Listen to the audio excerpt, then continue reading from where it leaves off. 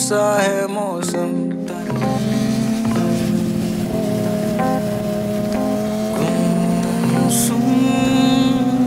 ऐसे कैसे हो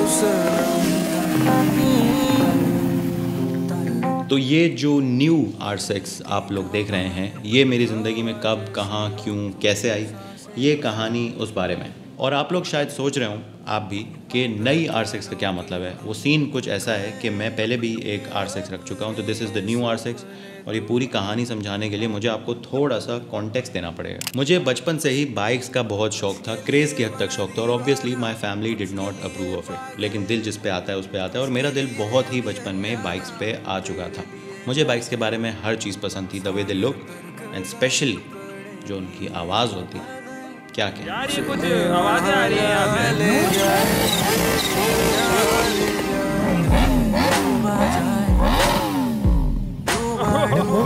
तो जब मैं इस उम्र को पहुंचा कि अपना शौक़ पूरा कर सकूं, तो मैंने कुछ पैसे जमा किए, जॉब की, सेविंग की, नए कपड़े लेना छोड़ दिए, फालतू चीज़ों पे पैसे खर्च करना छोड़ दिए, और फाइनली इतने पैसे जमा हो गए कि मैं एक R6 ले सकूं। ये बात है 2016 की। मुझे आज भी बहुत अच्छे से याद है कि वो बाइक ख़रीदने के बाद मेरे अकाउंट में बचे थे 27,000 रुपये, और वो बाइक मैंने कुछ दिन चलाई, हार्डली 10 दिन चलाई होगी, और बाइक मुझसे स्लिप हो गई। बजरी पड़ी हुई थी रोड पे, और एक माइनर से एक्सीडेंट हुआ, मेरा बाइक गिरी, उसकी फेयरिंग थोड़ी डैमेज हुई, हेडलाइट पे एक क्रैक आया, और वो मंजर देखने के बाद मैंने ये नहीं सोचा कि मैं अनाड़ी हूँ, शायद मेरी गलती होगी। मुझे लगा कि इस बाइक ने मेरे साथ धोखा किया है। इतने सालों से जो मैं डे ड्रीम करता हुआ आया हूँ, वो ख्वाब ऐसे नहीं पूरा हो सकता। तो मेरा दिल एक तरह से टूट गया, और मैंने वो बाइक बेच दी। फिर 2 साल बाद मौसम बदल चुका था, मायूसी के बादल छट चुके थे, पैसे भी आ रहे थे थोड़े बहुत। तो 2018 में मैंने एक और बाइक ली, और ये सोच के ली कि इस दफ़ा अपना शौक़ पूरा करेंगे, अच्छे से करेंगे। और पिछली दफ़ा तो 600 सीसी की बाइक ली थी, इस दफ़ा 1000 सीसी की बाइक ली, यामाहा R1। वैसे तो न शर्माता, हाँ गियर डाउन करके ब्रेकिंग करना, और जल्दी गियर नहीं चेंज कर लेना। शर्माता खंजर सा ही सन्नाटा, सोचूं जो मैं बन जाता, कुछ के लिए बना दीवाना, कुछ के लिए पागल। वो एक्सपीरियंस मेरी ज़िंदगी के चंद बेहतरीन एक्सपीरियंसेस में से एक था कुछ दिन तक। उसके बाद मुझे वही एक्सपीरियंस बहुत ही फ्रस्ट्रेटिंग लगने लगा, क्योंकि मुझे फिर पता चला कि मैं मलीरकंड में रहता हूँ और यहाँ पे हैवी बाइक्स अलाउड नहीं। आप चेक पोस्ट पे आओगे, आपको बोला जाएगा सर यहाँ पे हैवी बाइक्स अलाउड नहीं है, ऊपर से ऑर्डर है, हम कुछ नहीं कर सकते। तो एक एक्सपीरियंस जो कि बहुत ही ज़्यादा इन्जॉयबल था, वो बहुत ही ज़्यादा फ्रस्ट्रेटिंग होता गया। और फिर मेरी शादी भी आ रही थी कुछ महीनों में, तो मैंने सोचा कि मैच्योर डिसीजन ये होगा, शौक़ तो पूरा कर लिया, 4-5 महीने बाइक रख ली, अब और क्या करना है, तो बाइक बेच देते। तो मैंने बाइक बेच दी। और अब क्योंकि आप सारे कॉन्टेक्स्ट से आशना हो चुके हैं, तो अब आपको बखूबी समझ आ जाएगा जब मैं कहूँगा कि 4 years later I got this new Yamaha R6 with the new meter, the new lights, the new shape, the new traction control। और ये मेरी ज़िंदगी की पहली बाइक है जो ब्लैक के अलावा किसी और कलर की है, और यकीन जानिए भाई, बहुत ही खूबसूरत लगती है। ऐसे कैसे हो सनम, मिलती कहाँ है हवा जैसी हो तुम, सांसें धड़कनों की धुन कहे, अपने ये सपने तू बन। लेकिन सवाल ये है कि why did I get this bike? क्योंकि शौक तो पूरा कर लिया ना, अब 4 साल बाद बाइक लेने की क्या ज़रूरत है? तो इसका सबसे सिंपल आंसर ये है कि ये मेरी ज़िंदगी की पहली बाइक है जो मैंने शौक़ पूरा करने के लिए नहीं ली, but it is actually an asset. Market में बहुत अनसर्टेनिटी थी, मैं कुछ पैसे इन्वेस्ट करना चाह रहा था, पैसे अपने पास रखना नहीं चाह रहा था, तो आई गॉट दिस। और जो लोग बाइक्स की मार्केट को जानते हैं वो समझते होंगे कि ये एक अच्छी इन्वेस्टमेंट है। और अब 4 साल गुजर चुके हैं पिछली बाइक को, और 9 out of 10 टाइम्स अब अल्लाह का शुक्र है, लाख चेक पोस्ट पे कोई मसला नहीं होता। तो दैट हैज़ ऑल्सो चेंज। और मुझसे लोग अक्सर सवाल करते हैं कि क्या इन बाइक्स की मेंटेनेंस बहुत मुश्किल होती है, और अब क्योंकि मुझे बाइक्स रखने का थोड़ा बहुत एक्सपीरियंस है, तो भाई बिल्कुल भी मुश्किल नहीं होती।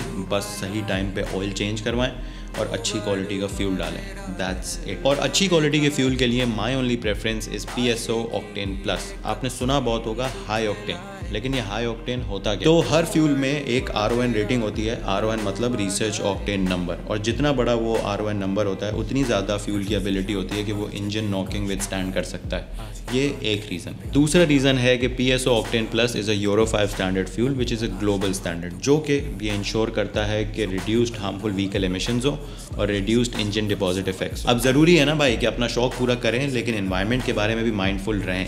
और by the way PSO is the first energy company to introduce euro 5 in Pakistan, और इसी वजह से स्मूथ ड्राइव हो या हैवी राइड, मेरे हर सफ़र का आगाज़ होता है PSO। अब अगर आप ये सोच रहे हैं कि भाई पहले तुम्हारे पास 1000 सीसी की बाइक थी, अब तुम्हारे पास 600 सीसी की बाइक है, तो तुम इन्जॉय कर पा रहे हो, तो भाई मैं आपको बता दूं कि मैं फुल बेहतरीन तरीके से इन्जॉय कर पा रहा हूँ, क्योंकि मुझे अपनी असलियत का पता है। मैं हूँ अनाड़ी राइडर। बाइक्स में ना डिफरेंट मोड्स होते हैं।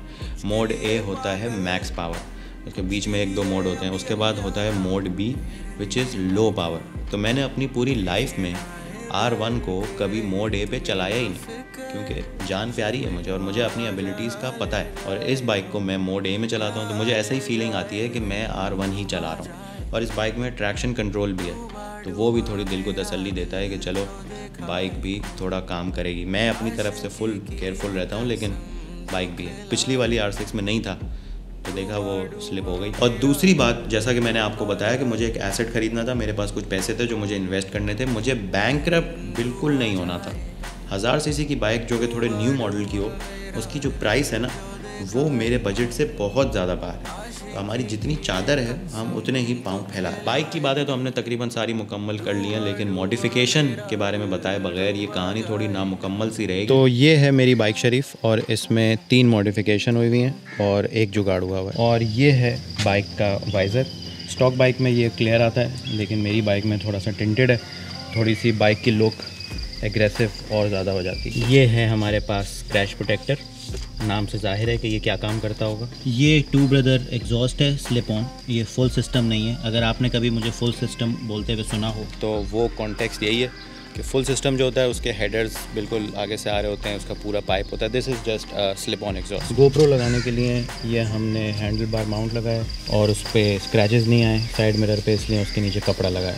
तो ये हमारा जुगाड़ है ताकि हम अपने आप को देख सकें कि बाइक चलाते हुए कैसे लगता है। और सबसे एंड में हम बात करेंगे मेरे हेलमेट की। उसकी जो ग्राफिक्स हैं वो वैलेंटिनो रोसी ने अपने लिए डिज़ाइन करवाई थी 2013 में, जब उसका बड़ा ख़राब सीज़न चल रहा था।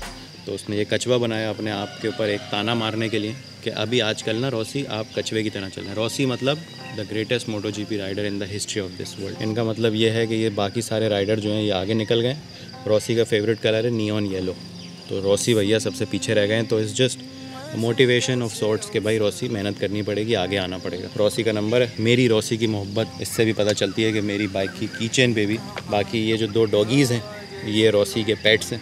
ये एक सन एंड मून का लोगो बना हुआ जो रोसी का लोगो, और इसकी मेरे साथ भी काफ़ी सेंटिमेंटल वैल्यू बन गई है, क्योंकि मेरे साथ 2016 से जब भी बाइक बेचता हूँ सोचता हूँ हेलमेट भी बेच दूँ, लेकिन फिर ख्याल आता है कि चलो रख लेते हैं, क्या पता फ्यूचर में काम आ जाए, और अब तक तो आ रहा है। तो ये थी मेरी बाइक की छोटी सी कहानी।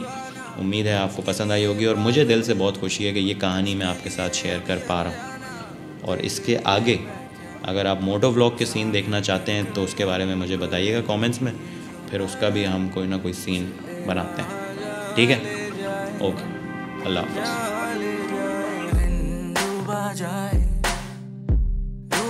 डूबा मेरा दिल जो देखा आशिकी